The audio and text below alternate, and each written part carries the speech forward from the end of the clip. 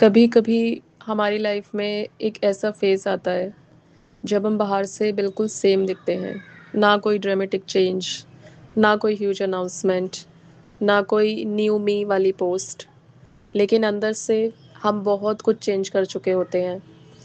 आप पहले हर बात एक्सप्लेन करते थे, अब नहीं करते। पहले किसी के रिप्लाई का वेट करते रहते थे, अब फ़ोन साइड में रख देते हैं।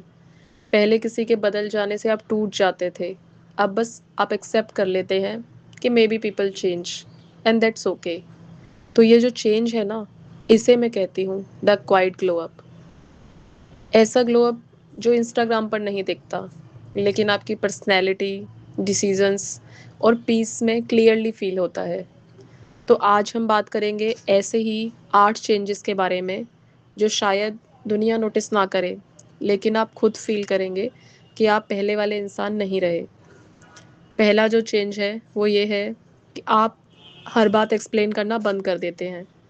जैसे पहले अगर कोई मिसअंडरस्टैंड करता था, तो आप इमीडिएटली एक्सप्लेन करते थे कि मैं ऐसा नहीं कहना चाहती थी, मेरा इंटेंशन ये नहीं था, प्लीज़ मेरी बात को समझो। आप बार-बार एक्सप्लेन करते रहते थे। क्यों? क्यों? क्योंकि आप चाहते थे कि सामने वाला आपको समझे। लेकिन एक पॉइंट के बाद आप रियलाइज़ कर लेते हैं कि जो पर्सन आपको जेन्युइनली समझना चाहता है ना, उससे हर चीज़ एक्सप्लेन करनी नहीं पड़ती। और जो आपको गलत समझना ही चाहता है, उसे चाहे आप 100 एक्सप्लेनेशन दे लेंगे, तब भी आप उसकी ओपिनियन नहीं बदल सकते। इसीलिए आप स्लोली सीखते हैं कि I don't have to explain myself to everyone. और ये ईगो नहीं है, ये इमोशनल मैच्योरिटी है। सेकंड इज़ कि नो कहने के बाद आपको गिल्ट कम होने लगा है। जैसे पहले एक टाइम था जब आप नो बोलना बहुत डिफ़िकल्ट लगता था आपको। किसी ने आपसे हेल्प माँगी, आपने यस बोल दिया। किसी ने लास्ट मिनट पे प्लान बना लिया, आपने यस कह दिया। आप थके हुए हैं, फिर भी आप यस कह रहे हैं। और जब फाइनली आपने नो कहना स्टार्ट किया, तो पहले आपको गिल्ट हुआ, आपको लगा कि शायद मैंने बुरा कर दिया है। लेकिन धीरे-धीरे आपको समझ आने लगा कि मेरा हर वक़्त अवेलेबल रहना मेरी रिस्पॉन्सिबिलिटी नहीं है। आप किसी की हेल्प कर सकते हैं, लेकिन हर बार नहीं। आप किसी से प्यार कर सकते हैं, लेकिन अपनी बाउंड्रीज़ के बिना नहीं। आप काइंड हो सकते हैं, विदाउट कॉन्स्टेंटली सैक्रिफाइसिंग योरसेल्फ। और जब नो बोलने के बाद आपको गिल्ट नहीं, पीस फ़ील होने लगे, तब आप समझ जाइए कि आप चेंज हो रहे हैं। थर्ड पॉइंट इज़ कि आप हर रिलेशनशिप को सेव करने की कोशिश नहीं करते। जैसे कि पहले फ्रेंडशिप में प्रॉब्लम होती थी, तो आप फिक्स करने की कोशिश करते थे। रिलेशनशिप में डिस्टेंस आता था, आप चेज़ करते थे।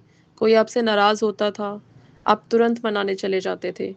लेकिन मैच्योरिटी के साथ आप रियलाइज़ करते हैं कि रिलेशनशिप तभी हेल्दी होता है जब एफ़र्ट दोनों तरफ से हो। आप किसी रिलेशनशिप को अकेले कैरी नहीं कर सकते। और कभी-कभी तो किसी पर्सन को लूज़ करना फेलियर नहीं होता है। कभी-कभी लेटिंग गो इज़ द क्लोज़र।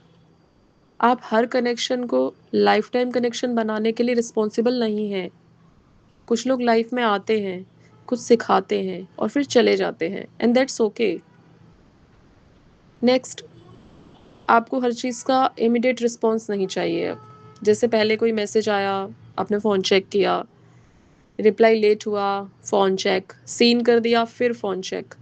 और अगर रिप्लाई नहीं आया, तो माइंड में 100 क्वेश्चंस आ जाते थे कि why isn't he replying? Did I do something? क्या कुछ गलत हुआ है? क्या मैंने कुछ गलत किया है? लेकिन फिर एक दिन क्या होता है कि आप फ़ोन साइड में रख देते हैं।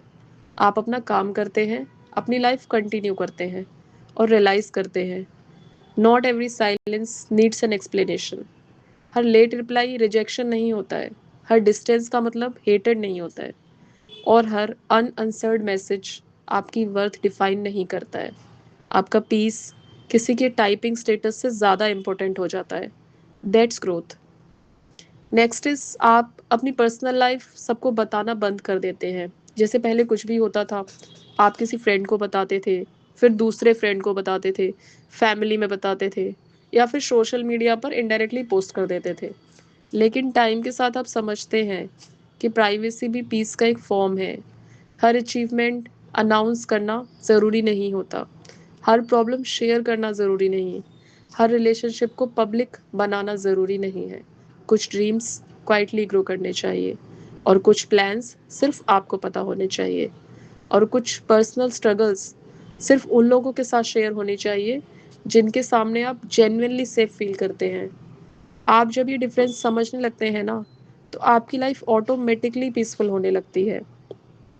नेक्स्ट इज, आप अटेंशन से ज़्यादा पीस चूज़ करने लगते हैं। जैसे पहले शायद आपको लगता था someone should always be there, कोई मैसेज करे, कोई कॉल करे, कोई आपको नोटिस करे, कोई आपको इम्पोर्टेंस दे। लेकिन इवेंचुअली आप रियलाइज़ करते हैं कि अटेंशन और जेन्युइन कनेक्शन अलग चीज़ें हैं। हर अटेंशन वैल्यूएबल नहीं होती। कभी कभी एक पीसफुल इवनिंग, अ लॉन पीसफुल इवनिंग भी हंड्रेड्स ऑफ मीनिंगलेस कन्वर्सेशन से बेटर होती है। आप लोनलीनेस से भागना बंद कर देते हैं और अपनी कंपनी एंजॉय करना स्टार्ट कर देते हैं। आप कॉफ़ी अकेले पी सकते हैं, मूवी अकेले देख सकते हैं, वॉक पर अकेले जा सकते हैं, और सबसे इम्पोर्टेंट, आपको खुद के साथ अनकंफर्टेबल फील नहीं होता। And that is a beautiful kind of glow up. Next is, आप कंपैरिजन से धीरे धीरे बाहर आने लगते हैं। जैसे सोशल मीडिया खोलते ही किसी की न्यू जॉब, किसी की वेडिंग, किसी का न्यू हाउस, किसी का फॉरेन ट्रिप, किसी का बिजनेस, और फिर हम अपनी लाइफ देखते हैं और सोचते हैं कि यार हम पीछे रह गए। लेकिन क्वाइट ग्लो अप के साथ एक दिन आप रियलाइज करते हैं their timeline is not my timeline. किसी की सक्सेस आपकी फेलियर नहीं है, किसी की हैप्पीनेस आपकी अनहैप्पीनेस का प्रूफ नहीं है, किसी का बिगनिंग आपके मिडिल से कंपेयर नहीं किया जा सकता। आप अपनी स्पीड से ग्रो कर सकते हैं, slowly, quietly, without proving anything to anyone. और जब कंपैरिजन कम होता है ना, तो ग्रेटिट्यूड अपने आप बढ़ने लगता है। नेक्स्ट इज, आप खुद को चूज़ करना स्टार्ट कर देते हैं, और शायद ये सबसे बड़ा चेंज होता है। जिससे पहले आप सोचते थे कि वो क्या चाहता है, फैमिली क्या सोचेगी, लोग क्या कहेंगे, उन्हें बुरा तो नहीं लगेगा। लेकिन अब आप एक और क्वेश्चन खुद से पूछते हैं कि मैं क्या चाहती हूँ, मैं क्या चाहता हूँ। आप अपनी नीड्स को इग्नोर करना बंद कर देते हैं। आप अपनी बाउंड्रीज को सीरियसली लेते हैं। आप अपने फ्यूचर के बारे में सोचते हैं। आप अपनी मेंटल पीस को इम्पोर्टेंस देते हैं। और धीरे धीरे आप रियलाइज करते हैं choosing yourself doesn't mean you don't care about others. It simply means you finally care about yourself too. तो अगर आज आपकी लाइफ में भी ये चेंजेस आ रहे हैं और आपको लग रहा है कि मैं पहले जैसी नहीं रही, तो शायद आपको बदलने की ज़रूरत थी ही नहीं। शायद आप ग्रो कर रहे हैं। Maybe you are becoming calmer, more aware, more confident, more selective, and more protective of your peace.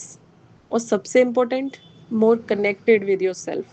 याद रखिए, ग्लो अप का मतलब सिर्फ better skin, better clothes, better body या बेटर लाइफस्टाइल नहीं होता है। कभी कभी रियल ग्लो अप होता है जब आप किसी को कन्विंस करना बंद कर देते हैं, जब आप नो बोल सकते हैं, जब आप रॉन्ग पीपल को चेज नहीं करते, जब आप कंपैरिजन से बाहर आ जाते हैं, आप अपनी प्राइवेसी प्रोटेक्ट करते हैं, आप अपनी कंपनी एंजॉय करते हैं, और जब आप फाइनली कह पाते हैं I don't need to be understood by everyone, I just need to understand myself. ये होता है द क्वाइट ग्लो अप। ऐसा ग्लो अप जो शायद दुनिया को दिखाई ना दे, but you can feel it.